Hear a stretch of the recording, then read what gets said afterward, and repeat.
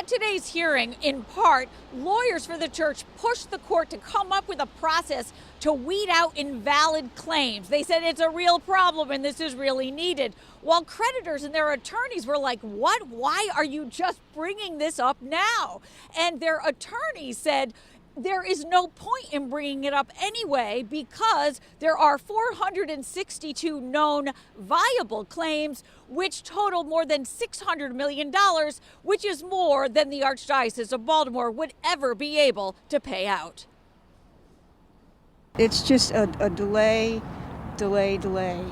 more of the same. Clergy, sex abuse survivors and advocates ripped into leaders of the Archdiocese of Baltimore after a status hearing in the church's Chapter 11 case that they say didn't have to happen. And they're willing for this to go on and on and on. Among the legal maneuvers dominating the discussion, Baltimore's Catholic parishes are now seeking to be seen as separate from Baltimore's Catholic Church in order to keep proceeds from parish real estate transactions out of the pot of assets the court will pull from to pay creditors. These parishes have benefited from mere 900 days of bankruptcy protection with their stay, and yet they have not filed bankruptcy. And recently, now you have the parishes coming forward and objecting to some of the survivors' claims. So they have a say in this, but yet they're supposed to be separate.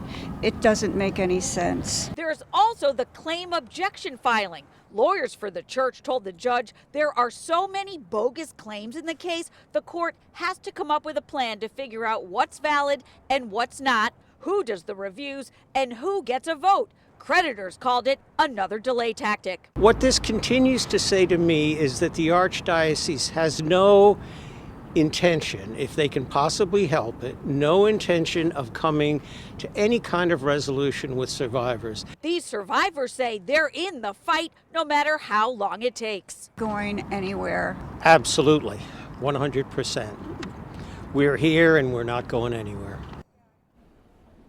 A church lawyer said we really need this and, quote, someone who filed a claim against an Anglican priest should not be voting in this case. Someone who filed a claim against a Boy Scout troop leader should not be voting in this case. And there are hundreds of those, not 5 or 6 of those. And when we reached out, the Archdiocese of Baltimore told us, as stated in court today, the Archdiocese is committed to the process and a plan to emerge from Chapter 11. Reporting live downtown tonight, I'm Kate Amara, WBAL-TV 11 News.